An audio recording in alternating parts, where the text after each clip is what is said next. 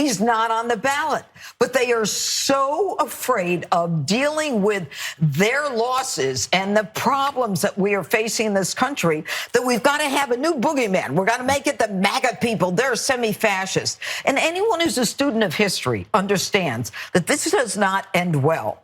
That when you start segregating people and accusing them of being something that is so negative, so hateful, that it then spins into a Democrat strategist saying these semi-fascists mirror Nazi Germany and Mussolini. I mean, we can all see where this is going to go. Hate is hate. Hate leads to violence, and that leads to retaliation.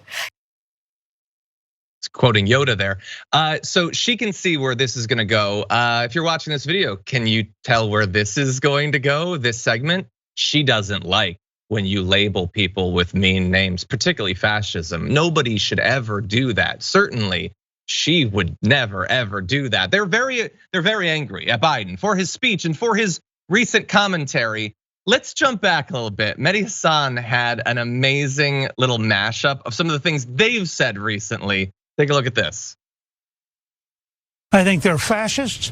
I think they want to use the power of the state to change the rest of us. Falsely branding a political protest as an insurrection, that is the definition of authoritarianism, of fascism. Their tactics are fascistic. The left wants power because that is essentially their state of grace. The blackout of information by the left is pure fascism. Turns out there are fascists in charge. Nancy Pelosi is fascistic. They're using, frankly, fascist policies to silence the right. They use cancel culture as a tool to impose their fascism on us. Well, I won't say fascists, but yeah, fascists. This is fascism. This is fascism of the left. You were talking about fascism.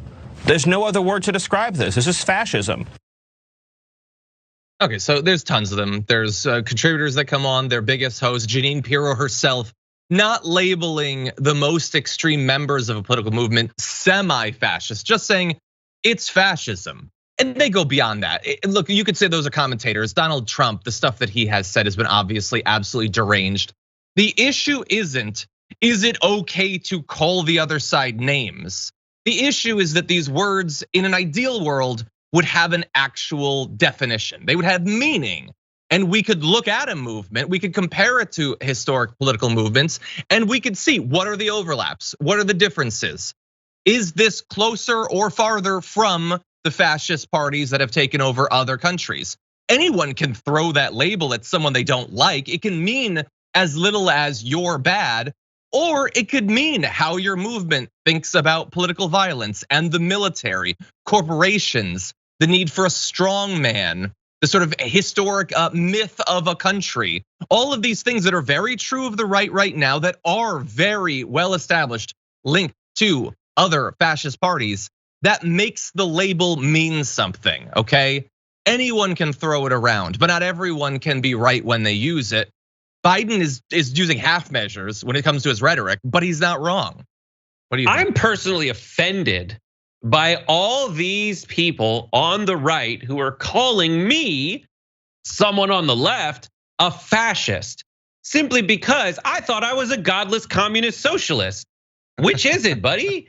Because the fascists and the communists, I thought were completely different groups of people that they tilted their spears at the heart of democracy. And I'm upset that now you're calling me both those things. And when they do both those things, when they say two things that are completely contradictory, it just means that they're casting as wide a net as possible, not to discredit you based on the merits of your arguments, the quality of your arguments, the theory of your arguments, but rather because they need you not to win so that they can win. And this has been a move done by the right wing, where they, on the one hand, for years have pretended that it's so horrible to lose tact and to talk about anything but having good character, dating all the way back to like George H.W. Bush, who's in the middle of debates with Bill Clinton, was like, I want to talk about character.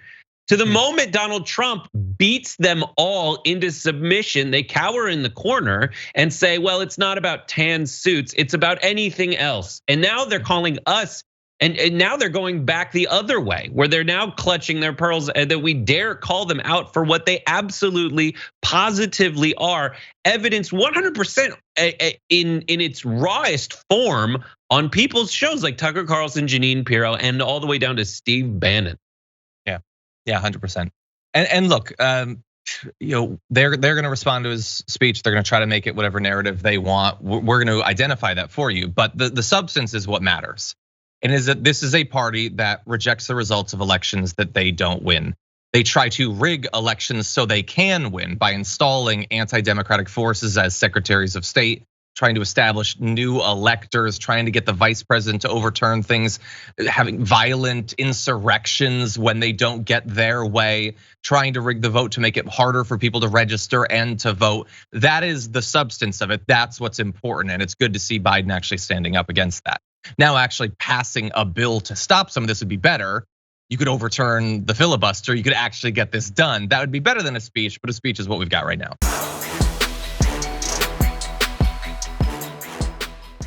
Check out the Damage Report podcast each day, wherever you get your podcasts, whether Pocket Casts or Stitcher or iTunes. You can join me as I give you the news and stories you want, with a range of co-hosts and interview guests jumping in on the fun each day. Again, that's the Damage Report, wherever you get your podcasts. And if you get them at iTunes, don't forget to rate and review. Sometimes I'll read them live on the show.